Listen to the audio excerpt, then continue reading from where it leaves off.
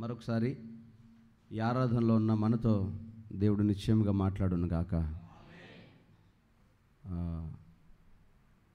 గత కొద్ది రోజులుగా మరికొన్ని ప్రాముఖ్యమైన విషయాలు మనం ధ్యానం చేస్తూ వచ్చాం. ఈ నూతన సంవత్సరం దేవుడు మనకు వాగ్దానం చేసిన అంశాలు. ఒక మాట మనిషి జీవితంలో నెరవేరడానికి కొన్ని అర్హతలు అవసరమవుతాయి, అవి మనకు తెలుసు. ఒక ఎగ్జాంపుల్, ఒక ప్రభుత్వ అధికారి, ఒక రాజకీయ నాయకుడు, ఒక ముఖ్యమంత్రి స్థాయి వ్యక్తి ఒక ఆఫర్ చేశాడు అనుకోండి రాష్ట్ర ప్రజలకి. ఈ మధ్యకాలంలో 3 సిలిండర్లు ఉచితంగా ఇస్తామని చెప్పారు కదా. అందరికి ఇస్తారా, కొందరికి ఇస్తారా? వాళ్ళు చెప్పట్లా. అందరికి ఇస్తున్నారా, కొద్దిమందికి ఇస్తున్నారా? కొద్దిమందికే ఇస్తున్నారు. ఎందుకని ఆ కొద్దిమందికి ఇస్తున్నారంటే వారే అర్హులు, మిగతా వాళ్ళకి అర్హత లేదని. ఎందుకని లేదని? ఏదో దానికి సంబంధించిన పేపర్ వర్క్ లేదో, లేకపోతే రెవెన్యూ వర్క్ లేదో, వయసు లేదో, కార్డు లేదో, ఏం లేదనో ఎందుకో ఇవ్వలేదు. వాగ్దానం అయితే రాష్ట్ర ప్రజలందరికీ, కానీ అర్హత కలిగిన వారే దాన్ని పొందుకోగలుగుతున్నారు. అలాగే దేవుడు కూడా వాగ్దానం సంఘానికి చేశారు. ఆ మాట చెప్పిన దేవుడు ఖచ్చితంగా నెరవేరుస్తాడు. ఆ నెరవేర్పు అర్హత కలిగిన వాళ్ళు సంపాదించుకుంటారు. అయితే ఈ మాట ఈ 2025లో నిశ్చయముగా మన సంఘంలో నెరవేరబోతుంది. ధైర్యంగా చెప్పగలను. చాలామందిని దేవుడు ఇప్పటికే వ్యాపింపజేయటం మొదలుపెట్టాడు యేసునామములో. హల్లెలూయా. ఈ నడిపింపులో కుడివైపు ఆశీర్వదించటం దేవుని చిత్తం. ఈరోజు ప్రపంచంలో చూసుకుంటే యేసుప్రభు నమ్మిన వాళ్ళే కుడివైపు ఆశీర్వదించబడ్డారు. లైవ్లో కాంట్రవర్సీ అవుద్ది, కానీ అయినా చెప్తా. అందరు లక్ష్మీదేవికి పూజ చేస్తారు. ఎందుకని? ఎక్కువ రావాలని. మరి దుబాయ్లో ఉంది ఏ దేవో, వాళ్ళకి ఎక్కువ వస్తున్నాయి. కువైట్లో ఉంది ఎవరో, అమెరికాలో ఉంది ఎవరో, యూరప్లో ఉంది ఎవరో, వాళ్ళకి ఎక్కువ వస్తున్నాయి. మన లక్ష్మీదేవి పర్ఫార్మెన్స్ కంటే వాళ్ళ లక్ష్మీదేవి పర్ఫార్మెన్స్ ఎక్కువ ఉంది. ఒకవేళ వాళ్ళకైనా దండం పెట్టి సలాం కొడితే ఇంకా ఎక్కువ వస్తాయి. చెప్తున్నా అర్థమవటానికి. ఆశీర్వాదానికి మనం చేసే ప్రయత్నం కాదు, కానీ దేవుని కరుణ కటాక్షమే మనకు మేలుగా ఉంటుంది. కాబట్టి కుడివైపు ఈ లోక సంబంధమైన దీవెనలన్నీ మనం ఆశీర్వదించబడాలని, పొందుకోవాలని దేవుడు వాగ్దానం చేశాడు. అది 2025లో నిశ్చయముగా జరుగునుగాక. అంతే. నువ్వు అడుగేయి. ఇల్లు కడతావో, పెళ్లి చేస్తావో, ఉద్యోగం ప్రయత్నం చేస్తావో, ఏ దీవెన కోరుకుంటావో కుడివైపు నిశ్చయముగా నువ్వు ఆశీర్వదించబడతావు. అలాగే ఎడమగా దూరంగా ఉన్న ఆధ్యాత్మికమైన జీవితం, పరలోకం దానివైపు మనం దీవించబడాలి. అల్టిమేట్గా ఈ భూమిని వదిలేసినప్పుడు మనం దేవుని ఎదుట నిలబడి శాశ్వతమైన మరణము లేని మంచి రాజ్యం, ఇక ఆ పరిపాలన అద్భుతంగా ఉంటుంది. లంచగొండితనం ఉండదు, అన్యాయం చేసే వాళ్ళు ఉండరు, మన మీద సాడీలు చెప్పే వాళ్ళు ఉండరు, అవమానించే వాళ్ళు ఉండరు. తక్కువోడు, ఎక్కువోడు, పేదరాలు, జ్ఞానం లేదు, బుద్ధి తక్కువది, నల్లది, కర్రది, ఎర్రది, సొట్టది, బట్టది, ఇట్లా మాట్లాడతారు కదా. ఇవి చెప్పేవాళ్ళు అక్కడ ఉండరు. ఒక గణపరచదగిన, ఒకరినొకరు పొగుడుకునే, ఒకరినొకరు గణపరుచుకునే మధురమైన రాజ్యం. ఆ రాజ్యంలోకి మనం వెళ్ళబోతున్నాం. అయితే ఆ ఎడమగా ఉన్న ఆ ఆశీర్వాదాన్ని నువ్వు సంపాదించాలంటే ఖచ్చితంగా భూమి మీద నువ్వు వ్యాపించవలసినటువంటి కొన్ని గుణగణాలు ఉన్నాయి. వాటిలో ప్రాముఖ్యమైనది చెప్పా. మొదట ప్రేమ. నువ్వు ప్రేమించే విషయంలో ప్రేమలో వ్యాపించాలి, నో డౌట్. ఆ వ్యాపించడం కనుక నీకు రాకపోతే, ప్రేమించడం తెలియకపోతే నువ్వు ఆ రాజ్యంలో ఉండలేవు. ఏమండి, నిన్న ఒక పిల్లాడు ఫోన్ చేశాడు. అన్నా ఉద్యోగం లేదన్నా, ఏదన్నా ఒక ఉద్యోగం వస్తే చేస్తానన్నా. ఏం చదువుకున్నావు? డిగ్రీ చదివా. ఏబిసిడీలు ఎన్ని అన్నా? తెలీదన్నా అన్నాడు.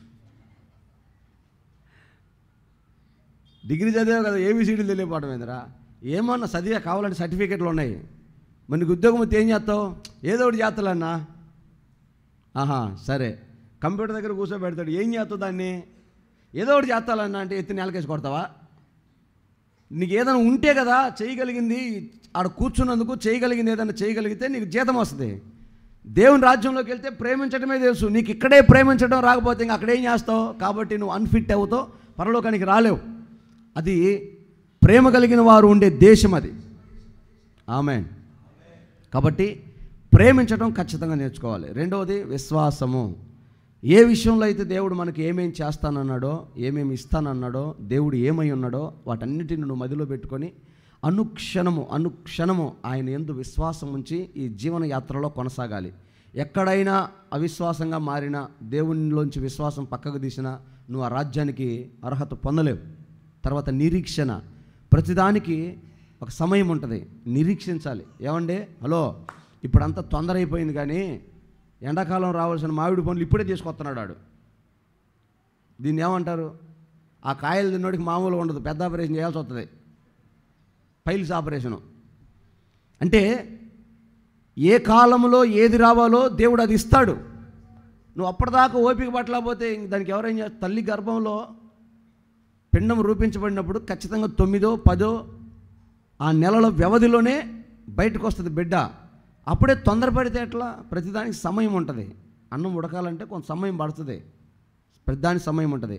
ఆ నిరీక్షణ భక్తి విషయంలో, దేవుడి విషయంలో మనం కోల్పోకూడదు. ఇంకా రాలేదే, ఇంకా అవ్వలేదే, ఇంకా ఇట్లా ఉందంటే ఏదైనా మన క్రియలను బట్టి, ఆయన కనికరాన్ని బట్టి ఉంటుంది. నీకు చేత అయితే పొందుకో, నీ క్రియలు మార్చుకో, తీర్మానం చేసుకో, దేవుని దగ్గర నుండి సంపాదించుకో. నిరీక్షణ మాత్రం కోల్పోవద్దు. ఎందుకని చెప్తున్నానంటే, ఇప్పుడు ఒకవేళ నష్టమో కష్టమో బతికి బయటపడితే ఓకే, రేపు అక్కడికి రావాలంటే నిరీక్షించిన వారి నిజ స్వరూపమే పరలోక రాజ్యం. కాబట్టి దాని కొరకు నిరీక్షణ కోల్పోవద్దు. 4వ విషయం ఏంటది? 4వది నీతి.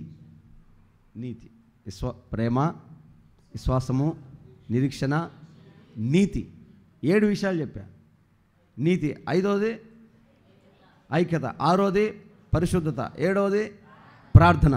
ఈ 7 విషయాల్లో మనం వ్యాపించాలని చెప్పా. ఇప్పటికి 3 మాటలు చెప్పాం. లాస్ట్ సండే ప్రభు బల్ల ఆరాధన కనుక కొన్ని విషయాలు బయటకు వచ్చి మాట్లాడవలసి వచ్చింది. అప్పటికి దేవుడు అవసరమై మాట్లాడాడని ఆ తర్వాత తెలిసింది నాకు. మీ దగ్గర నుంచి వస్తున్న ఆ ఫీడ్బ్యాక్ కానివ్వండి, వాక్యం విన్న ప్రజలు కానివ్వండి, ఆ మాటలు విన్నప్పుడు చాలా సంతోషం అనిపించింది. ఈరోజు నీతిమంతులు ప్రవేశించే పట్టణము పరలోక రాజ్యం. గట్టిగా లేలు అని చెప్పండి.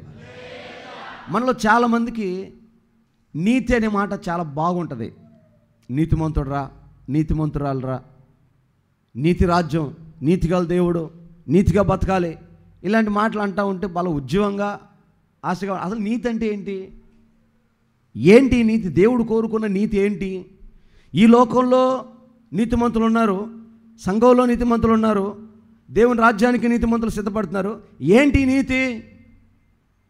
ఎవడైనా అన్యాయం చేసినా వాడిని ఏమి చేయలేక ఉసూరుమంట కూర్చొని పోరా దేవుడే చూసుకుంటాడు, మౌనంగా ఉన్నానని చెప్పి పక్కనోడు రాగానే వాడు అట్టపోతాడు, ఇట్టపోతాడు, అయినా సరే నా దేవుడు నీతిమంతురాలి కాబట్టి దాన్ని ఒక మాట అనలేదు. అదే నీతి. లేకపోతే పక్కనోడిది లాక్కునే అవకాశం ఉంది, అయినా వాడిది నాకెందుకులే వదిలేశాను, వాడి సొమ్ము వాడు తీసుకొని, అదా నీతి. అనగలిగిన సామర్థ్యం, గద్దించగలిగిన స్థాయి నీకున్నా అనకుండా గద్దించకుండా వదిలేసి వాడు పాపనాడు పాతలే అని నిలబట్టమా నీతి? ఏది నీతి? లోకంలో అనుకుంటున్న నీతి ఏంటి? బైబిల్ చెప్పే నీతి ఏంటి? అంటే ఈ లోకంలో కొందరి నీతి ఎలాగుంటుందంటే, గుండు కొట్టించుకుంటాడు ఒకడు. ఎందుకురా? నీతిమంతులుగా మారి దేవుని రాజ్యానికి వెళ్ళాలి, స్వర్గానికి వెళ్ళాలి, స్వర్గ ప్రాప్తి సంపాదించుకోవాలి, అందుకే గుండు కొట్టించుకున్నా అంటాడు. సున్నతి చేయించుకుంటాడు ఒకడు. ఎందుకురా? మా దేవుని రాజ్యానికి రావాలంటే సున్నతి చేయించుకోవాలి. సున్నతి అంటే మీకు తెలుసా? ఈ సాయిబులు చేయించుకుంటారే, దాని ఒడుగులు, అదేనా? బైబిల్ భాషలో సున్నతి అంటారు. ఇంకా స్వచ్ఛమైన భాషలు చెప్పాలంటే గోప్యాంగ చర్మమును కత్తిరించుకుంటారు, సున్నతి. ఇది నీతి. ఇలా చేయించుకున్న వాడే నీతిమంతుడు, ఆడే దేవుని రాజ్యంలోకి వస్తాడని వాళ్ళు నమ్మిన నీతి అది. గుండు కొట్టించుకుంటే నీతి వస్తుందని నమ్మిన వాళ్ళ నీతి అది. బట్టలు వేసుకొని 40 రోజులు కాపాడుకొని భక్తి చేసుకొని ఒక రంగు బట్టలు, తెల్లయో నల్లయో పచ్చయో, వాక్యం వినాలి. గట్టిగలలో చెప్పండి. బట్టలు వేసుకొని 10 రోజులు కాపాడుకుంటే నీతి వస్తుందని నమ్మే నీతి అది. దారిని పోయే వాడికి ఒక ముద్ద అన్నం పెట్టి, గుడి కట్టుకునే వాడికి 4 రేకులు ఇచ్చి, 4 సిమెంట్ బస్తాలు ఇచ్చి, ఓ బస్తా బియ్యం ఇచ్చి, ఇది నీతి అనుకునే వాళ్ళు ఇదొక నీతి. రకరకాలుగా దాన ధర్మాలు చేసి, రక్తదానాలు చేసి, వస్త్రదానాలు చేసి, ఏదో మనకు కలిగింది ఇచ్చి, నేను నీతిమంతుని రా, ఇంత మేలు చేశాను, ఇంత గణపరిచాను, నాకు నీతి కలిగిందని నీతిమంతులని ఫీల్ అయిపోతూ ఉంటారు కొందరు. అయితే ఇదంతా నీతేనా? ఇది నీతేనా? ఎందుకు కాదు? మరి నీతి అంటే ఏంటి? ఆ నీతి యొక్క గుణగణాలేంటో, నీతి యొక్క ప్రయోజనం ఏంటో, అసలు నీతి అంటే ఏంటో, ఎవరు నీతిమంతులో ఈ ఆరాధనలో తేలిపోవలేస్తున్నామలో. యేసు రక్త విజయం, హల్లెలూయా, ఆమేన్. ఎందుకంటే దైవజనుడైన పౌలు సంఘంలో ఆరాధన చేసే స్త్రీలని జడలు పట్టుకొని బయటికి ఈడ్చి తుక్కురేగ కొడుతున్నాడు. ఏందిరా సౌలా నువ్వు చేసే పని ఏందిరా అంటే, నీతి కార్యాలు చేస్తున్నావు అన్నాడు. ఏది? సంఘంలో ఉన్న వాళ్ళని బయటికి ఏడ్చి కాలుతో దాన్ని గాయాలు పాలు చేసి ఇంకా రాళ్లతో కొట్టి చంపి, ఇది నీతి కార్యాలు చేస్తున్నా నేను అన్నాడు. ఇదేమి నీతి? ఎవరు చెప్పారు ఇది నీతి అని? ధర్మశాస్త్రం చెప్పిందంట. ఫిలిప్పీయులకు రాసిన పత్రిక 3వ అధ్యాయము 4, 5, 6 వచనాలు చదువు.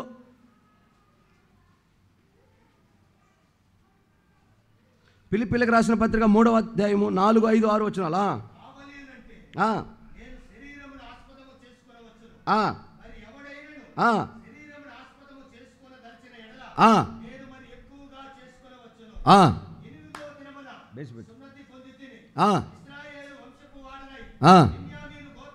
సౌండ్ పెట్టు, అందరు చూస్తున్నారా? ఫిలిప్పీయులకు రాసిన పత్రిక 3వ అధ్యాయం 4వ వచనం చదువుతున్నాడు. కావాలంటే నేను శరీరాన్ని ఆధారం చేసుకోవచ్చు. ఒకవేళ ఇంకెవడైనా శరీరాన్ని ఆధారం చేసుకోవాలనుకుంటే, మీ అందరికంటే నేను నీతిమంతునని నేను మరి ఎక్కువగా శరీరాన్ని ఆధారం చేసుకోవచ్చు. 8వ రోజే సున్నతి చేయబడ్డాను, ఇశ్రాయేలు వంశంలో ఉన్నాను,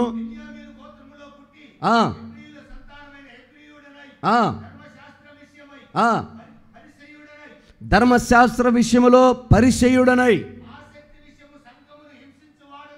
చూసారా? ధర్మశాస్త్రం విషయంలో ధర్మశాస్త్రానికి పరిచారకుని నేను కాబట్టి, ధర్మశాస్త్రానికి పరిచారకుని కాబట్టి సంఘాన్ని హింసించా, నీతి కొరకు నిలబడ్డాను అని చదువు. ధర్మశాస్త్రము వలన నీతి విషయమై దేవునికి స్తోత్రం కలుగునుగాక. ఎట్లా ఉన్నాడంట? ఎవ్వడు కూడా పౌలు గారి దగ్గరికి వెళ్ళి ఏయ్ నీతి తప్పేవరా అనడానికి లేదంట. బా అయ్యా పౌలా, నువ్వు నీతిమంతుడు అయ్యా. ఎందుకని? శరీర విషయంలో సున్నతి చేసుకున్నాడు, దానం చేస్తున్నాడు, ధర్మం చేస్తున్నాడు. టెంప్ట్ అవ్వట్లా. దేనికి?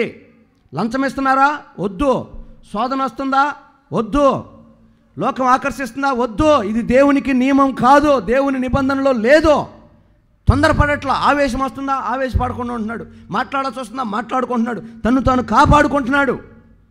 అరికాలు మొదలుకొని నడినెత్తి వరకు శరీర విషయంలో పొరపాటు జరగకుండా, తప్పు జరగకుండా నీతిగా నిజాయితీగా నిబంధన కలిగి ఉన్నాడు దేవుడితో.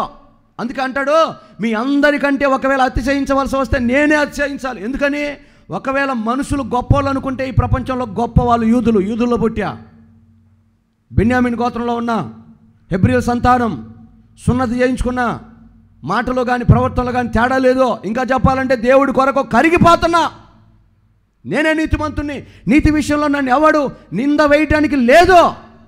ఇది నా నీతి అని చెబుతున్నాడు పౌలు.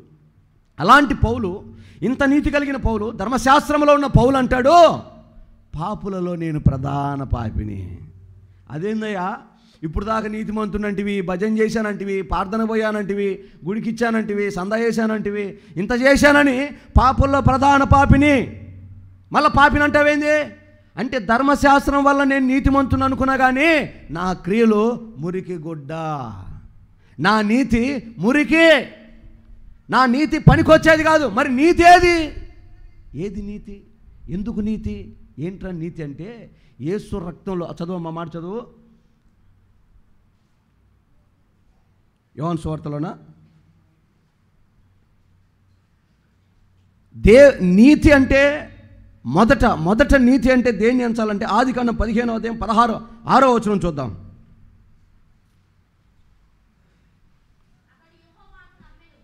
అతడు దేవునిని నమ్మెను, ఆయన అది అతనికి. ఒకసారి నా వైపు చూడండి. పౌలు గారు నమ్మింది దేవుణ్ణే, అబ్రహాము నమ్మింది దేవుణ్ణే. తేడా ఏంటి రెండిట్లో? పౌలు గారు అక్షరాన్ని ఆధారం చేసుకున్నాడు. అంటే శాస్త్రం ఏం చెప్తుంది, శాస్త్రం ఏం చెప్తుంది. ఇప్పుడు పోతా ఉన్నాడు అనుకో, బల్లి మీద పడింది అనుకో, పోతాడు శాస్త్రం దగ్గరికి. అయ్యా ఏం చేయమంటావు, కుడివైపు పడిందా ఎడమవైపు పడిందా, నెత్తిన పడిందా మీద పడిందా, ఏడబడితే ఏమైంది చెప్పరాదా. శాస్త్రం ఏం చెబుతుంది, స్నానం చేయపో, అంత టైం లేదయ్యా, ఆప్షన్ ఉంది, చేతులు కాళ్ళు కడుక్కో, అది కూడా కుదరదయ్యా, నెత్తి మీద వాళ్ళు మామ అనుకో, ఆప్షన్స్ చాలా ఉన్నాయి. దాని ద్వారా నీతిమంతుని అవుతున్నానని అనుకుంటున్నా ఇప్పటిదాకా. కానీ దేవుడు అంటాడు అసలు నీతి అంటే అక్షరాన్ని పాటించడం కాదు, శాస్త్రాన్ని పాటించడం కాదు, దేవుణ్ణి నమ్మటమే నీతిగా ఎంచబడిందంట. దేవునికి స్తోత్రం, హల్లెలూయా. అంటే ఒక వ్యక్తి నీతిమంతుడిగా మారాలి అంటే సాక్షాత్తు మన ప్రభు చెప్తారు, ఎందరైతే యేసు రక్తం వలన కడగబడతారో వారందరూ నీతిమంతులుగా తీర్చబడతారంట. దేవుని నమ్మటం అంటే యేసు రక్తంలో కడగబడటమే. నేను దేవుని నమ్ముకున్నా అంటే ఆధారం ఏముంది, ఎట్ట నమ్మేది? నువ్వు ఎప్పుడైతే దేవుని నమ్ముకున్నావో నీ నమ్మకానికి ప్రతిగా క్రియల రూపంలో చూపించడానికి నువ్వు బాప్తిస్మం పొంది యేసు రక్తంలో కడగబడితే నీతిమంతుల గుంపులోకి వస్తావు, నీతిమంతుల జాబితాలోకి వస్తావు. నువ్వు కూడా నీతిమంతురాలు అవుతావు. నేను దేవుణ్ణే నమ్ముకున్నా అంటే ఉపయోగం ఏముంది? చాలామంది నమ్ముకున్న ప్రపంచంలో అందరూ దేవుణ్ణి నమ్ముకునేది. ఎవరు నమ్ముకుంటారు? దేవుని దయ్యాన్ని ఎవరు నమ్ముకోడు. దేవుని నమ్ముకున్నానంటే ఆధారం యేసు రక్తంలో కడగబట్టమే. ఎప్పుడైతే నువ్వు యేసు రక్తంలో కడగబడతావో నీతిమంతురాలు అవుతావు. నీతిమంతురాలు అవుతే నీతిమంతుల నివాసం ఉండే పట్టణంలోకి వెళ్తావు. పేతురు అంటాడు, ఇదిగో కొత్త ఆకాశము, కొత్త భూమి, కొత్త యెరూషలేం, అక్కడ నీతి గుమ్మాలు ఉంటాయి, నీతిమంతులు అందులో ప్రవేశం చేస్తారు. దేవునికి మహిమ కలుగును గాక. ఇప్పుడు మనం నీతిమంతులమైతే ఆ నీతి పట్టణంలోకి ప్రవేశం చేస్తాం. మీలో నీతి ఉందో లేదో పరీక్షించుకోండి. సింపుల్గా చెప్తా, ఇంకేముందయ్యా, నువ్వు చెప్పిన లెక్క ప్రకారం దేవుని నమ్ముకుంటే నీతిమంతులు అన్నావు కదా, మేము దేవుని నమ్ముకున్నాం. దేవుని నమ్ముకోవటం అంటే బాప్తిసం తీసుకోవటం అన్నావు కదా, మేము బాప్తిసం తీసుకున్నాం, మేము నీతిమంతులమే, ఇక మేము పరలోక రాజ్యం వెళ్ళిపోతాం. అటైతే మేము నీతి కలిగి ఉన్నట్టే. చాలామందికి నీతి ఉంది. ఇప్పుడు చదువుకున్న ఈ లేఖన భాగాల్లో పౌలు గారికి నీతి ఉంది, అబ్రాహాముకి నీతి ఉంది, పితరులకు నీతి ఉంది, శిష్యులకు నీతి ఉంది, నీతి ఉంది. కానీ మనుషులకు ఒక నీతి ఉంటుంది, దేవుడికి ఒక నీతి ఉంటుంది. దేవుడి నీతి ఏంటి, మనుషుల నీతి ఏంటి? దేవుడిచ్చే నీతి మనుషులను ఎట్లా ఆశీర్వదిస్తుంది, ఎలా ప్రయోజనకరంగా ఉంటుంది, నీతిమంతుడికి కలుగు ప్రయోజనాలు ఏమై ఉంటుంది అని మనం లేఖనంలో చూస్తే మనుషులకు ఉన్న నీతి ఒకటి ఉంది. ఆ నీతి గురించి దేవుడు ఏమని చెప్పాడంటే, మనుషుల నీతి దేవుని దృష్టికి మురికి గుడ్డ లాంటిది. మురికి గుడ్డని ఎవడు ఉపయోగించుకోడు, మసిగుడ్డకు కూడా వాడుకోడు మురికి గుడ్డని. అలాంటి మురికి ఏది? నీతిమంతులు కాని వారు చాలామంది ఉన్నారు. నీతిమంతులు అయిన వారి నీతి గురించి చెప్తున్నాడు. అబ్బయ్యుడు నీతిమంతుడు అంటేనే వాడు దుర్మార్గుడు, దుష్టుడని దేవుడు లెక్క. మరి అసలు ఏమాత్రం నీతి లేకపోతే ఆలోచన చేయండి. మరి నీతి, మనుషుల నీతి ఎలా ఉంటుంది? మత్తయి సువార్త 5వ అధ్యాయం 20వ వచనం చూద్దాం. మనుషుల నీతి ఎలాగుంటుంది?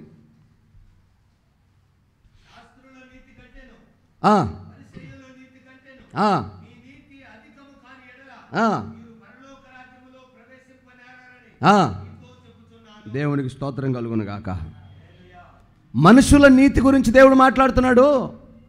శాస్త్రుల నీతి, పరిచయుల నీతి కంటే మీ నీతి అధికం కావాలి అంటే మనుషుల నీతి గురించి కాదు దేవుడు చెప్తుంది. వారికి ఒక నీతి ఉంది, ఆ నీతికి మించి మీరు నీతిమంతులు అవ్వాలి. ఏంటయ్యా శాస్త్రుల నీతి, పరిచయుల నీతి అంటే వాళ్ళు చాలా నమ్మకంగా నిష్టగా ఉంటారంట. యేసుప్రభుని హింసించింది ఎవరు? శాస్త్రులు, పరిచయులే. ఎందుకని? ఈయన కొత్త బాధ చేస్తున్నాడు, కొత్త రూల్స్ చెప్తున్నాడు. సంఘంలోకి వచ్చిన తర్వాత ఏంటి సంఘంలో రూల్స్ ఏంటి? వ్యభిచారంతో పట్టబడిన స్త్రీని రాళ్లతో కొట్టి చంపుతున్నారు. మొత్తం చిన్న పిల్లలు మొదలుకొని పెద్దవాళ్ళ వరకు కొడుతున్నారు. పిల్లోడికి వాడికి రాయి పట్టుకుని వేయటం చేత కదా, వాళ్ళ ఏయ్ కొట్టురా, రాయి తీసుకుని కొట్టు. ఎందుకు నాన్న? కొడితే చచ్చిపోద్ది నాన్న. ఏయ్ మన నీతి రాదే. ఏంటి మన నీతి? వ్యభిచారంలో పట్టబడిన దాన్ని రాళ్ళతో కొట్టి చంపాలా, మన నీతి అది. కొట్టు. యేసుప్రభు వచ్చాడు అక్కడికి. యేసుప్రభు అక్కడ నిలబడి ఉంటే వాళ్ళందరూ రాళ్ళతో కొట్టడం ఆపి ఆయన వైపు చూస్తున్నారు. ఏమని? ఈయన బోధకుడు కదా, మనుషు కుమారుడు కదా, దేవుని కుమారుడు అని చెప్పుకుంటున్నాడు కదా, ఈయన ఏమైనా నీతి చెబుతాడేమో చూద్దాం, కొత్త నీతి ఏమైనా చెబుతాడేమో చూద్దాం. అప్పుడు యేసయ్య అన్నాడు, మీలో పాపం లేనివాడు ఎవడో ఆడు కొట్టండి అన్నాడు. ధర్మశాస్త్రం ఏం చెప్తుందంటే వ్యభిచారం చేయటం పాపం అని చెప్తుంది. కానీ ఆ పాపానికి ప్రాయశ్చిత్తం ధర్మశాస్త్రం చెప్పలా. అక్షరము మనిషి నీతి ఏదో నీతి కాందేదో తెలుసుకున్నాడు, కానీ ఆ నీతి కలిగిన దాంట్లోకి ఎలా రావాలో చెప్పుకోలేకపోతున్నాడు, అర్థం చేసుకోలేకపోతున్నాడు. ఇప్పుడు వ్యభిచారంలో పట్టబడిన స్త్రీని రాళ్ళతో కొట్టమని శాస్త్రి పరిసేయుడు చెప్తే యేసయ్య అన్నాడు క్షమించమన్నాడు. దేవునికి స్తోత్రం. ఇది దేవుడి నీతి, ఇది మనిషి నీతి. కొట్టి చంపడం, హింసించడం మనిషికి నీతి, క్షమించడం, విడిచిపెట్టడం దేవుడి నీతి. ఈ నీతి మనిషికి కావాలి. దేవునికి స్తోత్రం. నువ్వు నీతిమంతుడివే, కానీ పట్టబడిన పాపి విషయమై పట్టుకొని హింసించకూడదు, కుచ్చకూడదు, మాట్లాడుతూ మాటలతో పొడవకూడదు,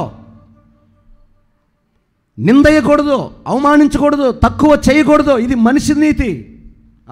నా పిల్లలు చూసావా, నా ఇల్లు చూసావా, మా పద్ధతి చూసావా, మేము చూసావా, అలాంటి మాటలు ఎదుటి వ్యక్తుల గురించి మాట్లాడకూడదు. అది నీతి కాదు, అది భక్తి కాదు, అది దైవత్వం అనిపించుకోదు. అందుకే ధర్మశాస్త్రం గురించి చెప్తాడు దేవుడు, ప్రాయశ్చిత్తం చేయలేనిది నీతి కాదు. ఇలాంటి ప్రాయశ్చిత్తం చేయలేని వాటిని పట్టుకుంటారు వాళ్ళు. ఏమని పట్టుకుంటారంటే శాస్త్రనీతి, పరిశీలన నీతి 23:23లో చెప్తాడు. మత్తయి సువార్త 23వ అధ్యాయం 23లో చెప్తాడు, ఇలాంటి శాస్త్రి, ఇలాంటి పరిచయుడు మేము నీతిమంతులమని చెప్పుకుంటున్నారు. ఎందుకురా మీరు నీతిమంతులని చెప్పుకుంటున్నారంటే వాళ్ళు చెప్తున్నారు, మేము అయ్యో వేషధారులైన శాస్త్రులారా,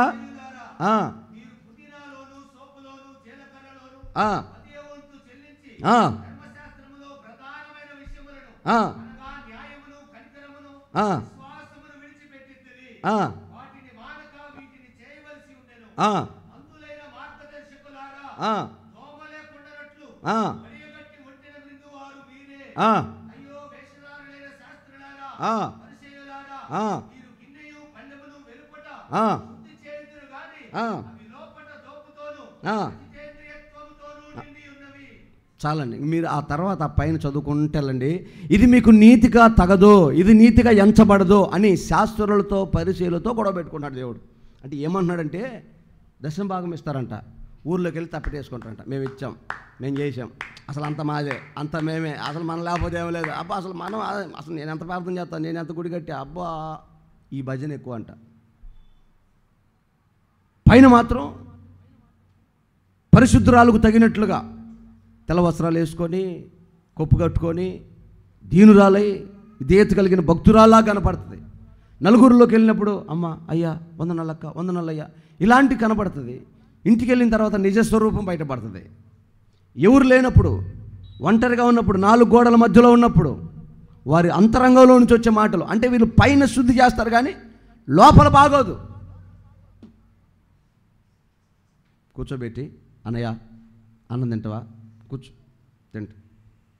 ఈ పాస్ గారికి ఏం పని ఉండదు, పొద్దుగుకులు మా ఇంటి చుట్టూ తిరుగుతుంటాడు, ఇవాళనే రావాలన్నా పెళ్ళికి పోతుంటే పెడుతుంది, ఇంకొంచెం వేసుకన్నయ్య, ఎందుకు వస్తాడు ఏమో ఈ పాస్ గారికి కొబ్బరి చుట్టూ తిరుగుతారు. వినపట్లా, కూర్చోన్నయ్య భోజనం చేయను, ఇంకొద్దిగా వేసాను అన్నయ్య, బయటికి ఏమైనా పడుతుంది, లోపల ఏమైనా పడుతుంది. పెళ్ళికి బాగానే చేశాడు, మా ఆయన ఒకటి తగలబడ్డాడు, ఏం చుట్టూ తిరుగుతున్నాడు, ఈ మాటలు వినపడవా? లోపల ఒకటి, బయటకు ఒకటి. సున్నం కొట్టిన సమాధుల్లాగా పైన పెయింట్ వేసి లోపల కుళ్ళిపోయిన అనుభవాలు ఎట్లా ఉంటాయో శాస్త్రికి పరిచయాల నీతి ఎలా ఉంటుంది. ఇంకా మనుషుల నీతి ఎలా ఉంటుందంటే, శాస్త్రుల నీతి ఏమంటుందంటే అబద్ధం ఆడకూడదురా, అది నీతి, మంచిది కదా, అబ్బా సూపరు. కానీ యేసయ్య ఏమంటాడంటే శాస్త్రుల నీతి కంటే, పరిచయాల నీతి కంటే మన నీతి అధికమా వాళ్ళేస్తున్నాం. హల్లెలూయా. శాస్త్రుల నీతి కంటే, పరిచయాల నీతి కంటే మన నీతి అధికమవ్వాలి. ఏంట్రా వాళ్ళ నీతి? ఇప్పుడు చదువుకుందే, ఏంటి వాళ్ళ నీతి? ధర్మశాస్త్రం నీతి. ఇంకా చెప్తున్నాడు, పుదీనాలో సొంపులో కూడా దశమ భాగం తీశారంట. అబ్బా ఎంత నీతిమంతుడు, ఎంత నీతిమంతురాలో. కానీ దేవుడు అంటాడు దానికంటే అధికమ వాళ్ళ మన నీతి వేస్తున్నామలో. ఇంకా వాళ్ళు ఏమంటారు, వ్యభిచారం చేయొద్దు, దొంగతనం చేయొద్దు, అబద్ధం ఆడొద్దు. వాళ్ళ నీతి, మన నీతి అధికం ఎట్లవ్వాలి? వాళ్ళు దశమ భాగమే ఇచ్చారు, మనమైతే స్థిర ఆస్తులు చేసే కొరకు త్యాగం చేసాం. దశమ భాగాన్ని దాటి చాలా కాలమైంది కొత్త నిబంధన వేస్తున్నాం వాళ్ళు. ఇంకా ధర్మశాస్త్రానికి దగ్గరలో చాలామంది ఉన్నారు సంఘంలో. హల్లెలూయా. నువ్వు అబద్ధం ఆడితే పాపం అని చెప్తున్నావు, శాస్త్రి పరిచయుడా, నీ నీతి. దేవుడు ఏం చెప్తున్నాడు తెలుసా? నీ మాట అవునంటే అవును, కాదంటే కాదు, అధికమైంది మన నీతి. దేవుని నమ్ముకున్న తర్వాత మన మాట అవునంటే అవును, కాదంటే కాదు. మళ్ళీ అబద్ధం చెప్పేది అక్కడ. అయినా ఆ అబద్ధాన్ని కూడా అధిగమించడం చేతగాక చాలామంది వెనకాల ఉన్నారు సంఘంలో. వ్యభిచారం చేస్తే పాపం, శాస్త్రనీతి, పరిచయ నీతి. కానీ కొత్త నిబంధన నీతి ఆ వ్యభిచార తలంపులు మనసులో వస్తేనే పాపం. దాటి వేస్తున్నామోలో మన నీతి అధికమైంది, ఈక్వల్ టు గాడ్. యేసయ్యలాగా ఆలోచన చేస్తాం, యేసయ్యలాగా బ్రతకాలని కోరుకుంటాం, అంత నీతి కలిగి బతుకుతాం మనం. అలాంటి నీతి యేసు నామములో ఈ తరము సంఘానికి వచ్చునుగాక. మీరు నీతిమంతులుగా తీర్చబడటానికి యేసు రక్తం ఒక మొదటి మెట్టుకై నీ పాపాన్ని పరిహరించి నేను నిష్కలంకమైన వ్యక్తిగా తీస్తే, నీతి యావత్తు జరగడానికి నిన్ను బయటకు తీస్తే, బయటకు వచ్చిన నీవు అబద్ధ విషయంలోనూ, వ్యభిచార విషయంలోనూ, దొంగతనం విషయంలోనూ, పాపం విషయంలోనూ, నీతి విషయంలోనూ నిన్ను నువ్వు కాపాడుకొని నీతి కలిగిన పట్టణానికి సిద్ధపడదువుగాక. అందుకే దైవజనుడైన పౌలు రోమపత్రికతో ఈ మాట చెప్తూ 3వ అధ్యాయం 16వ వచనంలో ఒక అద్భుతమైన మాట చెప్తాడు. నీతి గురించి మాట్లాడుతూ దైవజనుడైన పౌలు సంఘానికి తెలియచేస్తూ 3వ అధ్యాయం 21వ వచనం చూడు.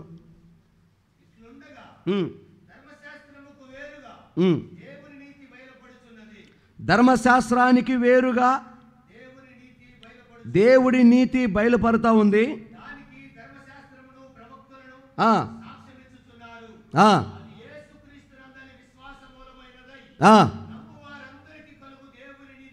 దేవునికి మహిమ కలుగునుగాక. హల్లెలూయా. ధర్మశాస్త్రం వలన నీతిని నువ్వు నమ్ముతున్నవే, అది ఎక్కడ నెరవేరుతుందంటే యేసయ్య దగ్గర నెరవేరుతుంది. మన భాషలో చెప్తా, ప్రకాశం జిల్లా భాషలో చెప్తా. అమ్మా, నీ పాపం పరిహరించబడి నువ్వు చనిపోయిన తర్వాత స్వర్గానికి చేరాలంటే, పరలోకానికి చేరాలంటే నువ్వు నీతిమంతుడిగా, నీతిమంతురాలిగా మారాలి. అలా నీతిమంతుడిగా, నీతిమంతురాలుగా మారాలి అంటే మా తాత చెప్పినట్టుగా దారిని పోయేవాడికి అన్నం పెడితేనో, సొక్కా ఇస్తేనో, చినిగిపోయిన చీరిస్తేనో ఇస్తూ ఉంటాం కదా. క్రిస్మస్ పండగకి బుడబొక్కల వాళ్ళు వస్తే పాత కొట్లన్నీ మోటేసి కట్టి మొత్తం ఆస్తి మొత్తం ఆమెకే ఇచ్చినట్టు, త్యాగం చేసినట్టు, రాత్రి మిగిలిన అన్నం సద్దన్నం పెట్టి పచ్చడి ఏమంటవా, ఆడు రోజు ఆడి కడుపు నింపుతున్నట్టు చేసి ఇలాంటి భక్తి చేస్తే నువ్వు పరలోకం స్వర్గానికి వెళ్ళావు.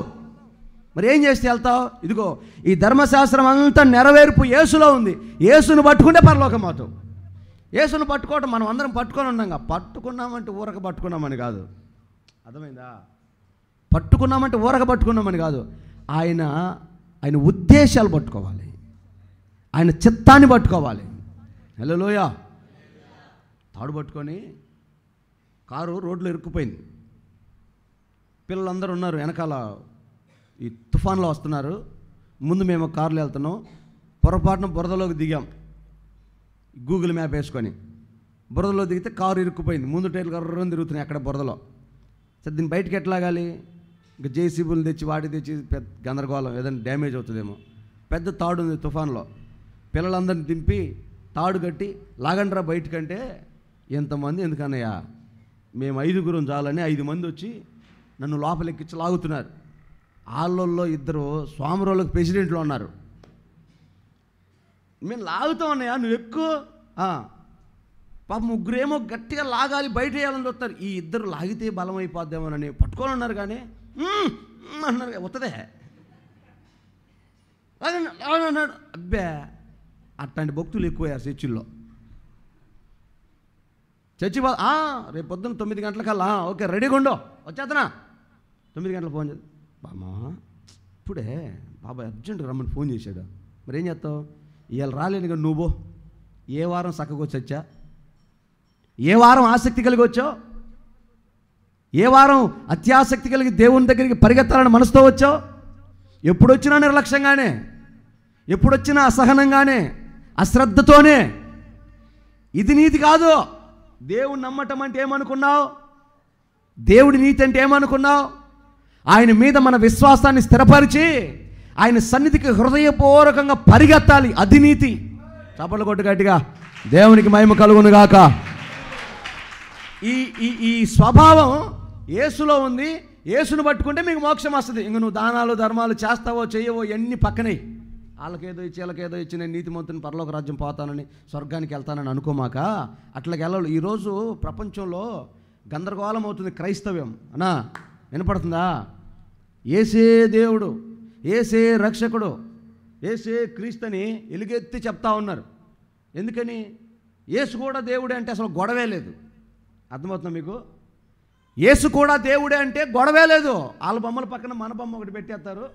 స్తోత్రం. ఇప్పుడు పాకిస్తాన్ నుంచి ఆఫ్ఘనిస్తాన్ నుంచి ఒక ఆయన వచ్చాడు, ఒరిస్సాలో ఒక ఆమెను చేసుకున్నాడు. వాళ్ళిద్దరికి పుట్టిన ఆయన సాయిబాబా. ఆయన నేను దేవుడిని అంటే ఎవడికి గొడవ లేదు, తీసుకొచ్చి ఆయన బొమ్మ కూడా తగిలించుకున్నారు. మన పెట్లూరు సహజానంద ముసలాయన పాపం అడుక్కొనే తిన్నాడు. ఎన్ని తిప్పలు పడ్డాడో, ఎంత రోగం వచ్చిందో, ఎంత ఇబ్బంది పడ్డాడో. నలుగురికి ఒక ముద్ద పెట్టాడు. ఆయన అడుక్కుందా, నలుగురికి ఒక ముద్ద పెట్టాడు. ఆయన దేవుడు అంటే ఆయనకు ఒక గుడి కట్టారు. రేపొద్దు నువ్వు కూడా దేవుడు అని చెప్పు, నీకు ఒక గుడి కడతారు. ఏమి ఇబ్బంది, మన దేవుళ్ళు కొరత లేదు. నేను దేవుడు అంటే నాకు ఒక గుడి కడతారు. నేనే దేవుడు అంటే మాత్రం సాగు కొడతారు. అర్థమవుతుంది మీకు? నువ్వు కూడా దేవుడను నీకు చేస్తారు, కానీ నేనే ఇదంతా కాదు, ఈ ప్రాసెస్ అంత అవ్వదు, నా ద్వారానే అవుతుందంటే మాత్రం తేడా పడుతుంది. ఇప్పుడు తేడా పడింది క్రైస్తవంలో ఎక్కడ అంటే ఇక్కడే. నీకు నీతి కావాలి అంటే దాన ధర్మాల్లో, పుణ్య స్నానాల్లో లేదు. ఇది అవ్వదు. దీనికి ఎగ్జాంపుల్గా ఎన్నోసార్లు ఎన్నో మాటలు చెప్పాను మీకు. అర్థమవుతుంది మీకు? అయినా మీకు గుర్తు చేస్తా ఒకసారి. శ్రీకృష్ణదేవరాయలో చేసిన యుద్ధాల్లో పోగొట్టిన ప్రాణాలు, తీసిన ప్రాణాలు, తెగిన తాలిబొట్లు, ఎంతమంది విధవరాళ్ళు అయిపోయారు నా వల్ల. నా పాపం పోగొట్టుకోవాలి, నేను నీతి సంపాదించుకోవాలి, పుణ్యం సంపాదించుకోవాలని తీర్థయాత్రకు వెళ్ళాడు. కుంభమేళకు కూడా పోయి ఉంటాడు నాకు తెలిసి. పోయాడు. పోతా ఉంటే తెలివి కలిగిన ఒక ఆయన అక్కడ ఉన్నాడు, మంత్రి. ఆయన అన్నాడు, అయ్యా నీ పాపాన్ని పోగొట్టుకోవడానికి వెళ్తున్నావు కదా, తీర్థయాత్రలు తిరిగి వస్తే పాద్దా. ఎందుకు పోదు? కాశ్మీర్ నుంచి కన్యాకుమారికి ఎన్నో పుణ్యనదులు ఉన్నాయి, పుణ్యస్నానాలు చేసి వస్తే పాపం వాయిద్దాను. సరే పోతా పోతా నా గుమ్మడికాయ కూడా తీసుకెళ్ళి నీ రథంలో పెట్టుకోయా. పెట్టాడు, రథంలో పెట్టాడు. పోయాడు. అయ్యగారు పోయి తీర్థయాత్రలు మునుగుతున్నాడు. ఈ మంత్రి గారు చెప్పారు, నా గుమ్మడికాయ నీ రథంలోనే ఉండాలి. నా గుమ్మడికాయ నువ్వు ఏ నదిలో మునిగితే ఆ నదిలో మునగాలి, లేవాలి. నా గుమ్మడికాయ జాగ్రత్త. గుమ్మడికాయ రథంలో పెట్టాడు. మంత్రి గారు ఎంత శ్రద్ధగా పెట్టాడు గుమ్మడికాయనని ఒక పన్నోడిని అప్పచెప్పాడు ఆ గుమ్మడికాయకి. ఇక ఎన్ని నదులు ఉన్నాయి అన్ని నదుల్లో మునిగి వచ్చాడు. ఎన్ని నెలలకు వచ్చాడో, రావటమే. ఈయన అడిగాడు, అయ్యా నా గుమ్మడికాయ ఏదని. ఒరే ఇంత పెద్ద రాజుని అంత దూరం తిరిగి వస్తే బాగొచ్చారా, ప్రయాణాలు బాగా జరిగినాయని అడగాల్సింది పోయి గుమ్మడికాయ అడుగుతావేంటి? నా గుమ్మడికాయ చాలా ప్రాముఖ్యమైంది, నా గుమ్మడికాయ ఏది? ఇదిగో గుమ్మడికాయ, తీసుకో. రాజా ఈరోజు సాయంత్రం మా ఇంటికి భోజనానికి రండి రాజా. అబ్బా ఎంత ప్రేమ, ఎంత శ్రద్ధ, ఎంత ఆశ నా మీద, ఎంత ప్రేమ కలిగి ఉన్నాడు మంత్రి గారు నా మీద. తీసుకెళ్ళాడు, భోజనాన్ని తీసుకెళ్ళాడు. మంది మార్బలంతో వచ్చాడు, కూర్చోబెట్టాడు. రాజుగారికి ఆ రోజు చాలా చాలా వెరైటీస్ చేశాడు. కాకపోతే వెరైటీస్ అన్నిటికీ వెనకాల ఒక పేరుంది. గుమ్మడికాయ పప్పు, గుమ్మడికాయ ఫ్రై, గుమ్మడికాయ వేపుడు, గుమ్మడికాయ స్వీటు, గుమ్మడికాయ సాంబారు, గుమ్మడికాయ, అన్ని గుమ్మడికాయలే. గుమ్మడికాయ చేసి పెట్టాడు. ఇక మొట్టమొదటి ప్లేట్లో వేసుకొని తినబోదామని వేసేసరికి ఆ గుమ్మడికాయ పప్పు అలా వేస్తే అట్టొక్క ముద్ద కలిపి నోట్లో పెట్టుకుంటే భయంకరమైన విషం, చేదు. రాజుగారికి పిచ్చి పట్టింది. ఇన్ని చేశాడు, ఆవురు మనం తిందాం అనుకుంటే మొత్తం విషమే, చేదే. గుమ్మడికాయ కోసినప్పుడు చేదుందా తీపుందా చూసుకోవద్దా? ప్రతి పండుని మనం పరీక్షించుకుంటాం కదా, పొల్లగుందా, తీయగుందా, చేదుగుందా, ఒగరుగుందా గమనించుకుంటాం కదా. మరి ఇంత పెద్ద జ్ఞానం కలిగినవాడు ఇలాంటి అమాయకమైన పని చేశాడేంటి అని గట్టి కేకేస్తే ఆయన అంటాడు, రాజా నువ్వు ఎన్ని పుణ్యనదుల్లో మునిగావో అన్ని చోట్ల మునిగింది గుమ్మడికాయ. ఎన్ని తీర్థయాత్రలు చేసావో, ఎన్ని దాన ధర్మాలు చేసావో నీతో పాటే ఉంది నా గుమ్మడికాయ.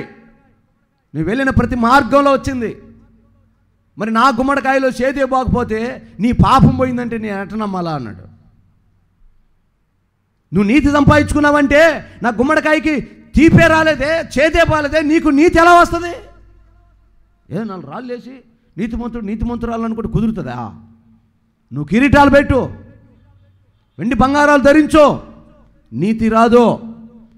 భూదానం చేయి, గోదానం చేయి, రక్తదానం చేయి, నేత్రదానం చేయి, నీ ఆస్తులు మొత్తం కరిగిపోని, నీతి రాదు. మరి నీతి ఎలాగొస్తుంది? యేసు క్రీస్తు ఒక్క చోట మాత్రమే నీతి కలుగుతుంది. యేసు యొద్ద మాత్రమే నీతిమంతులుగా మార్చబడతారు. అదే నీతి. ఆ నీతి స్వర్గప్రాప్తికి ఇస్తుంది. ఆ నీతి పరలోకానికి తీసుకెళ్తుంది. మరి అలాంటి యేసు క్రీస్తును పట్టుకున్నావు. ఎట్ట పట్టుకున్నావు? జాగ్రత్తగానే ఇప్పుడు చెప్పినట్లుగానే పట్టుకున్నావా? శాస్త్ర నీతి కంటే, పరిశీలన నీతి కంటే అధికమయ్యేట్లుగానే పట్టుకున్నావా? పట్టుకున్నాం, దేవునికి స్తోత్రం. కాకపోతే ఈ శాస్త్ర నీతి, పరిశీలన నీతి, మనిషి యొక్క నీతి పట్టుకున్న క్రైస్తవుల్లో కూడా మన నీతి కూడా ఎలాగుంటుందంటే, మొదటి మన నీతి వేషధారణ కలిగి ఉంటుందండి. ఇప్పుడు మనం చదువుకున్నాం కదా 23వ అధ్యాయం 23వ వచనంలో,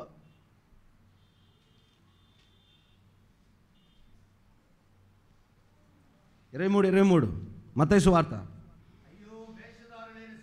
అయ్యో వేషధారులైన శాస్త్రులారా. చాలు. పరిసయ్యుడు, శాస్త్రి, వేషధారి. వేషధారి ఏం వేషం వాళ్ళదే? పైన బాగుంటారు, లోపల కుళ్ళు ఉంటుంది. పైన ప్రేమ ఉంటారు, లోపల స్వార్థం ఉంటుంది. పైన భక్తి ఉంటుంది, లోపల అసూయ ఉంటుంది. వేషధారణ ఎట్లా ఉంటుందంటే, ఆ వేషధారణ సంఘం బాగా ఎదుగుతుంది, సంఘం బాగా డెవలప్ అవుతుంది. అనేకులు సంఘ క్షేమాభివృద్ధి కొరకు ప్రయాసపడతా ఉన్నాడు. వారిలో క్రీస్తు యేసు దేవుని పేరిట సేవకు బయలుదేరినటువంటి బర్నబా అపోస్తలుడైన పౌలుతో కూడా విస్తారమైన సేవ చేయాలని తలంచి తనకున్న ఆస్తి మొత్తం తీసుకొచ్చి సంఘానికి అప్పచెప్పాడు. అయ్యా, సభలు పెట్టండి, కోటాలు పెట్టండి, సేవ చేయండి అయ్యా. బర్నబాస్ చేసిన ఆ పనికి సంఘం అంతా చప్పట్లు కొట్టి సంతోషించి గంతులు వేసి, ఆహా దేవుడికి స్తోత్రం, హల్లెలూయా. సంఘంలో ఒక ఉద్యమం వచ్చింది. మనం కూడా ఏదైనా చేయాలరా, దేవుడి కొరకు సేవ కొరకు ఏదైనా చేయాలరా, ఏదైనా ఇవ్వాలరా అని ఉద్యమం వచ్చింది. ఇద్దరు భార్యాభర్తలు మాట్లాడు, అమ్మాయి మనం కూడా ఏదో ఒకటి చేద్దామే. ఏం చేస్తామండి, మన దగ్గర ఏముందండి? ఏముందంటే పొలం ఉందిగా, పోయి అమ్ముదాంపా. పోయారు, అమ్మారు. అనుకున్న దానికంటే ఎక్కువ వచ్చి డబ్బులు. వాళ్ళు ఏదో 10 లక్షలు వస్తాయి అనుకున్నాడు, 25 వచ్చినాయి. ఇప్పుడు ఇద్దరికి కడుపు మండిపోయింది. ఇంత డబ్బు పాస్టర్ గారికి ఇవ్వాలంటవా? మనం ఈపోతే వాళ్ళు ఇస్తారులే, ఆగిపోద్ది. ఏమన్నా దేవుడు పని దేవుడు చూసుకుంటాలే, ఇంతెందుకులే.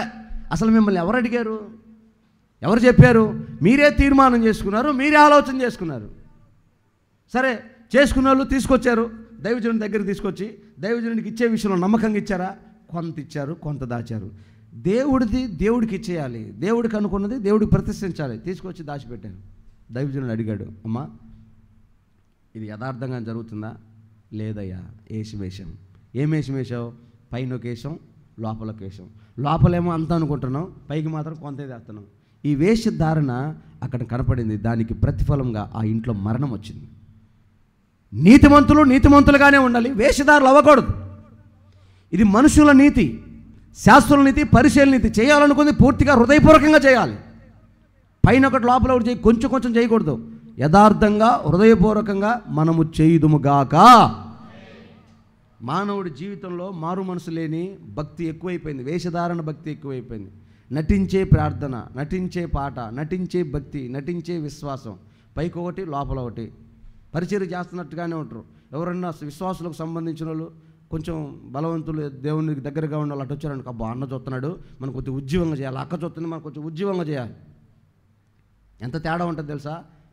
పాస్టర్ గారు ఉన్నప్పుడు చీపురు కట్ట పట్టుకునేది వేరు, పాస్టర్ గారు లేనప్పుడు. మీకు అర్థం కాలా? పాస్టర్ గారు ఉన్నారనుకో, చీపురు కట్టని ఇట్లా పట్టుకుంటారు, ఇప్పుడు స్పీడ్గా తగ్గుతుంది పని. పాస్టర్ గారు లేరనుకో, నైస్గా. ఏంటి వేషం? ఏంది డ్రామా? పాస్టర్ గారు వచ్చాడు అనుకో, అంట్లు కర్ర కర్ర కర్ర. పాస్టర్ లేరనుకో, సొర్ర. పాస్టర్ గారు ఉంటే ఒకలాగా, పాస్టర్ గారు లేనప్పుడు ఒకలాగా. ఈ వేషం దేవుడికి నచ్చుతుందా? దేవుడికి ఇష్టమా? ఇది నీతి. ఇచ్చే విషయంలో కూడా 10 రూపాయల కాగితాన్ని ఎట్టియకపోతే మడత పెట్టి ఎట్టియరాదా? ఇచ్చేది సంద 10, దానికి మళ్ళీ పబ్లిసిటీ 20. నీతి. ధర్మం చేసేటప్పుడు కూడా నిజానికి ఈరోజు లోకమంతా పాడైపోయింది. నువ్వు ధర్మం చేయనప్పుడు కుడి చేతితో చేసేది ఎడమ చేతికి తెలియకూడదని దేవుడు చెప్పాడు. కానీ ఒక్కటిచ్చి 100 ఫోటోలు వేస్తున్నారు. ఫేస్బుక్లో, యూట్యూబ్లో, ఇన్స్టాగ్రామ్లో, ట్విట్టర్లో పబ్లిసిటీ మాత్రం 10 దాంట్లో 10 ప్లాట్ఫామ్లు చేస్తున్నారు. నీతి పోతుంది, వేషం ఎక్కువైపోయింది. భక్తిలో వేషం వచ్చేసింది. లోపల ఒకటి ఉంటుంది, పైకి ఒకటి ఉంటుంది. కనపడేదంతా డమ్మీ. చూసి మోసపోతున్నారు. ఈ వేషం క్రైస్తవంలో తొలగిపోవును గాక. ఆమేన్. వేషం జీవితాలు ఎట్లుంటాయంటే, నిజంగా ఆ మధ్య ఒక వేషధారి జీవితం గురించి విన్నప్పుడు నాకు భలే హాస్యాస్పదం అనిపించింది. నటిస్తూ ఉంటారు కొంతమంది. సర్కస్ వేస్తున్నాడు ఊర్లో. సర్కస్ వేస్తుంటే ఆ సర్కస్లో చాలామంది పిల్లలు, బడి పిల్లలు ఆ జంతువులన్నింటినీ చూసి ఆనందపడి చప్పట్లు కొడతా ఉన్నారు. వాళ్ళని బాగా ఎంటర్టైన్ చేసే ఒక కొండముచ్చు జబ్బు చేసి చచ్చిపోయిందంట. కొండముచ్చు. ఇప్పుడు పిల్లలు ఎవరు రావట్లేదు, ఇంకా సర్కస్ ఆగిపోతుంది. అరే, పిల్లల్ని అట్రాక్ట్ చేసి డబ్బులు వచ్చే కొండముచ్చు చచ్చిపోయిందిరా. ఇప్పుడు మరి ఆ కొండముచ్చు ఎక్కడ తేవాలి? ఎక్కడ దొరకదయ్యా, ఇప్పుడు కష్టమయ్యా. ఎట్ట కొట్ట కొండముచ్చులాగా నటించేవాడు ఎవడని ఉంటే దాన్ని తోలు తీసి బట్ట చుట్టి ఎవరికైనా నెయ్యండిరా, చెప్పండి కొండముచ్చులాగా అటు ఇటు తిరగమని, డబ్బులు వస్తాయి, మన సర్కస్ బాగా అవుద్దంటే నిరుద్యోగంతో బాధపడే ఒకడు వచ్చాడు, దేవుని బిడ్డ, దేవుని నమ్ముకున్నాడే వచ్చాడు. అయ్యా నాకు ఏదైనా ఉద్యోగం ఉంటే ఏంటి అయ్యా? అరే కొండముద్దు చచ్చిపోయింది, దాని తోలంతా చొక్కా కొట్టి పెట్టాము, అది వేసుకొని పిల్లలు వచ్చినప్పుడు అటు ఇటు ఎగురుతా చూస్తూ ఉంటే చాలయ్యా అని. ఓ అదేముంది బ్రహ్మాండం చేత మొత్తానికి కొండముచ్చు చొక్కా వేసుకొని కొండముచ్చు బోన్లోకి వెళ్ళాడు. పిల్లలు వచ్చారు మరలా, అరే కొండముచ్చు వచ్చిందట చూద్దామని. పిల్లలు బాగానే వీడికి చెప్పారు కదా, ఆ పిల్లలు రాగానే ఎగురుతా ఉంటే పిల్లలు ఏం చప్పలు కొడతారు, వీడికి ఉద్యోగం ఎక్కువైపోతుంది లోపల. అబ్బా మన పర్ఫార్మెన్స్కి సపోర్ట్లు మామూలు కొట్టట్లేదురా. ఇక అడు తిరిగి ఇడు తిరిగి ఆ దూకి ఈడు దూకి పైనుంచి పల్టీలు కొడుతున్నాడు. ఈ పల్టీలు కొడతా ఆ పక్క బోన్లో పడ్డాడు పోయి. ఆ పక్క సింహం ఉంది. ఇక పడ్డాడా, సింహం కలిసి చూస్తున్నాడు, చచ్చా ఈరోజు అయిపోయింది.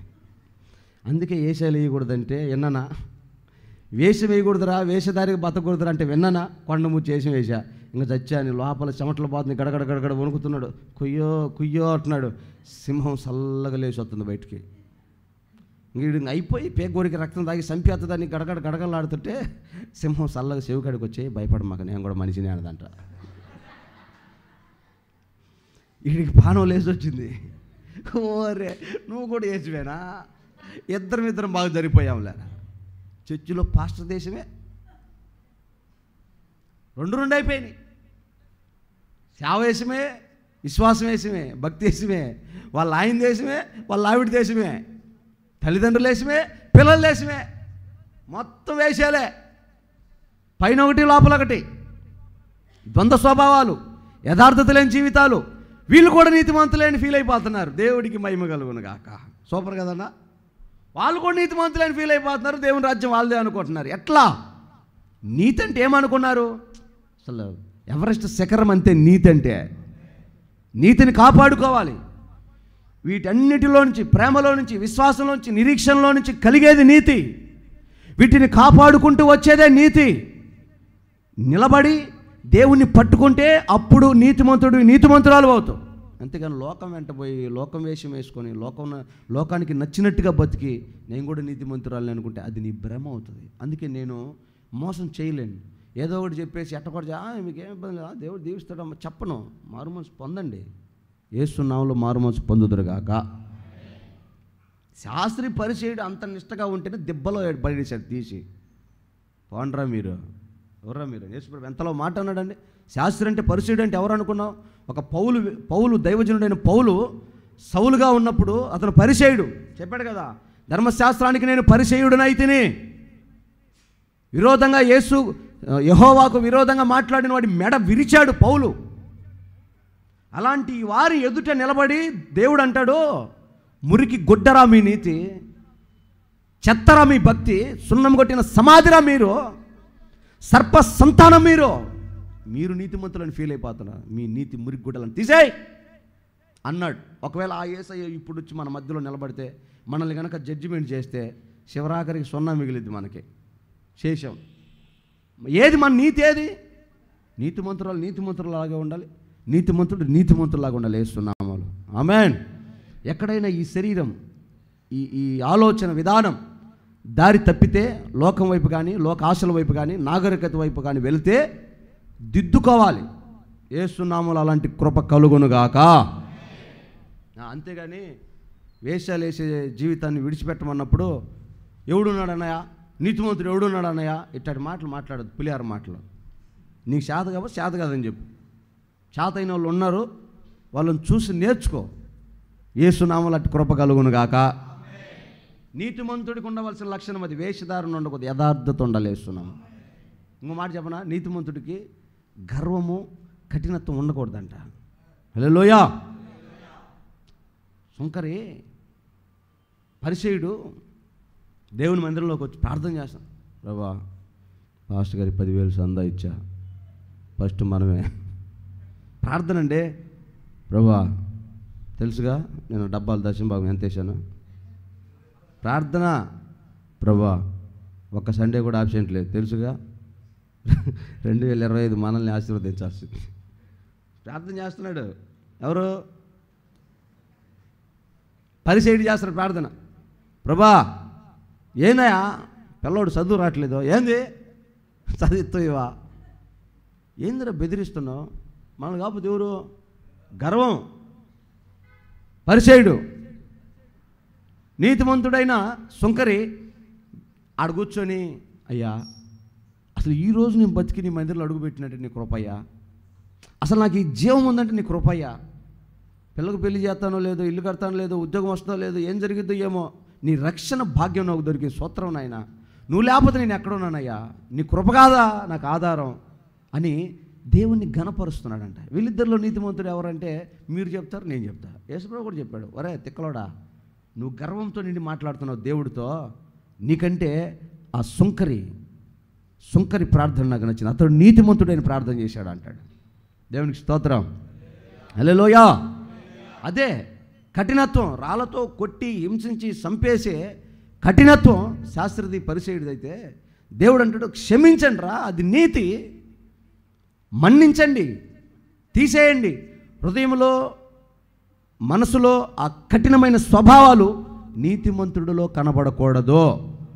ఆమేన్. అలాంటి స్వభావం మనకు, అందుకే నీతిమంతుల జాబితా మనం దేవుని వాక్యంలో చూసినప్పుడు లోతు గురించి మనకు కనబడుతుంది. లోతంట సొదొమ గొమొర్రా పట్టణంలో ఉన్నప్పుడు కఠినమైన మనుషులు లోతు దగ్గరికి వచ్చి లోతుని హింసిస్తున్నారంట, లోతును పాపం చేయమని, లోతును అన్యాయం చేయమని, లోతును వాళ్ళలో కలవమని ప్రేరేపిస్తున్నారంట. కానీ లోతు వాళ్ళని ఏమనకుండా, వాళ్ళ మీద నిందయకుండా, వాళ్ళని అవమానించకుండా, అట్లని బలవంత పెట్టారని లోకంలో కలవకుండా తన వ్యక్తిగత జీవితాన్ని తాను కాపాడుకుంటూ భద్రపరుచుకున్నాడంట. దేవునికి స్తోత్రం. అందుకే లోతు నీతిమంతుల జాబితాలోకి వెళ్ళగలిగాడు.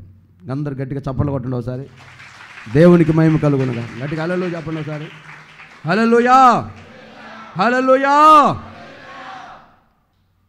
ఇలాంటి నీతి మనం కలిగి కాపాడుకోగలిగితే, అవిశ్వాసం వైపు వెళ్లకుండా మనం నీతిలో నిలబడగలిగితే, దేవుడు నీతిమంతులైన వారిని భూమి మీద ఆశీర్వదించడం మొదలు పెడతాడు.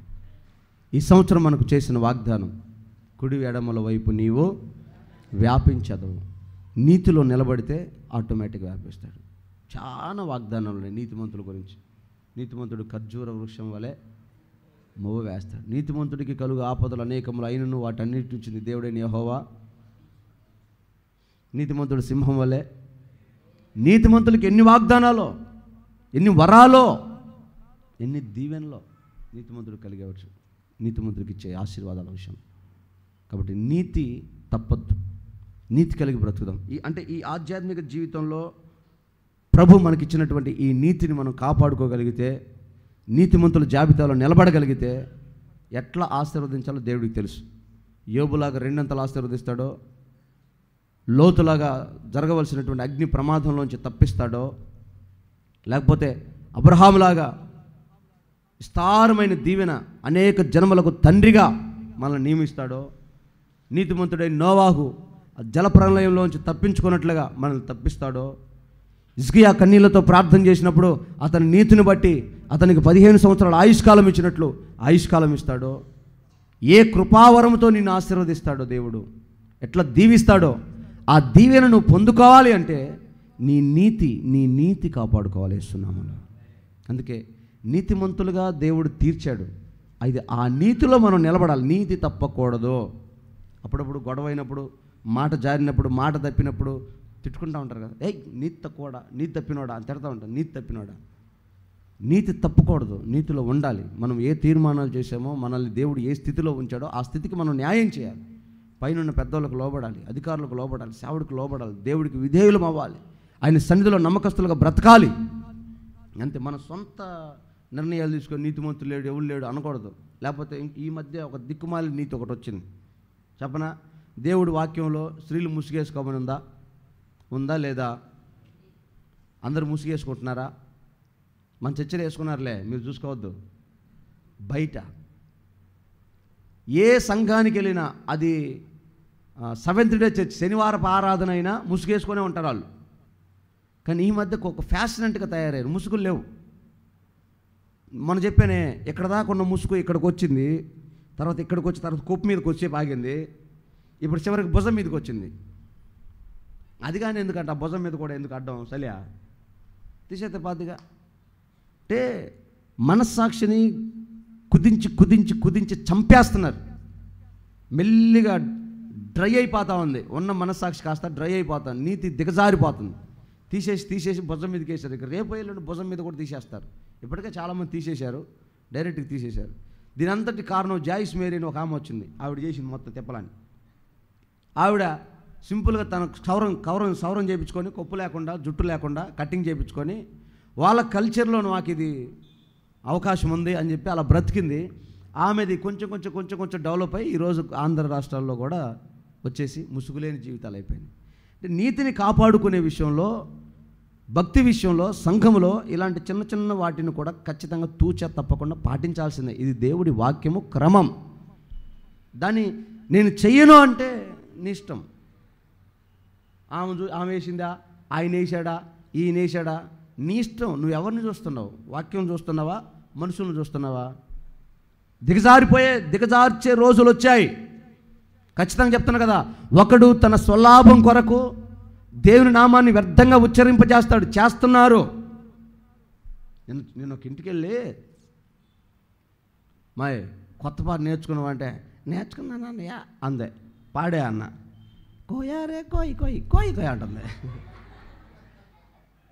ఏందన్న ఈ పాట నేర్పించా అంటే, అది కూడా పాస్టర్ గారి పాటేనన్న. అబ్బా, అది కూడా పాస్టర్ గారిదే. ఆ పాట నేర్చుకుందంట, పాస్టర్ గారిదేనంట.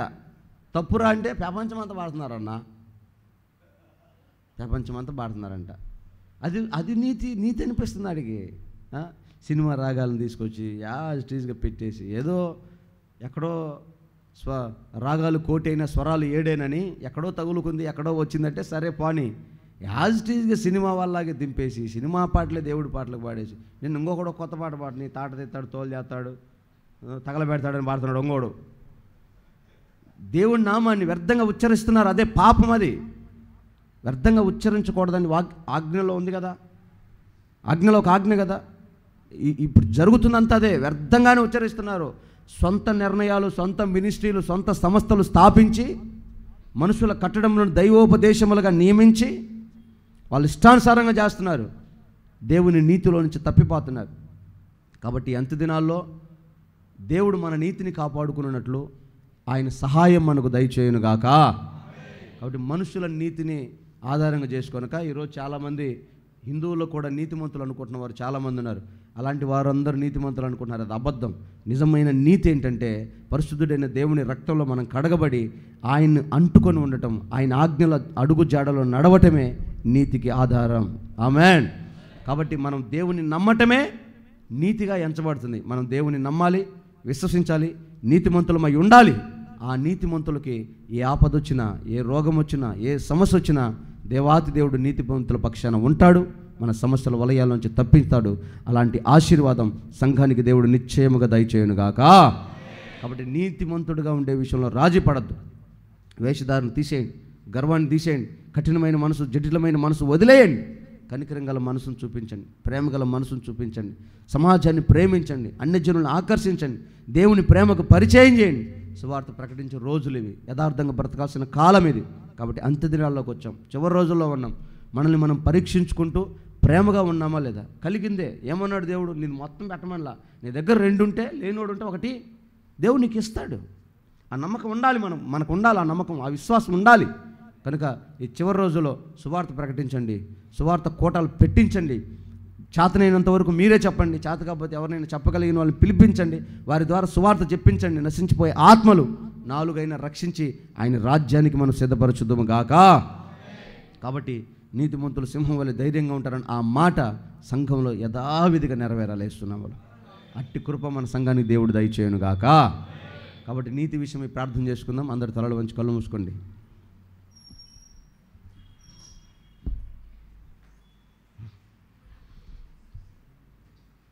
వాగ్దానాలు మన జీవితాల్లో నెరవేరినట్లు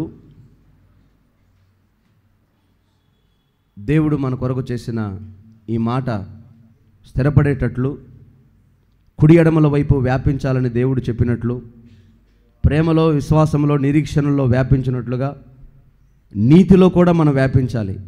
నీతి తప్పి ప్రవర్తించకూడదు, నీతిని మీరి బ్రతకకూడదు. శాస్త్రుల నీతి పరిసయ్యుల నీతి ఘనముగా ఉంటే నీ నీతి వారికంటే అధికం అవ్వాలి.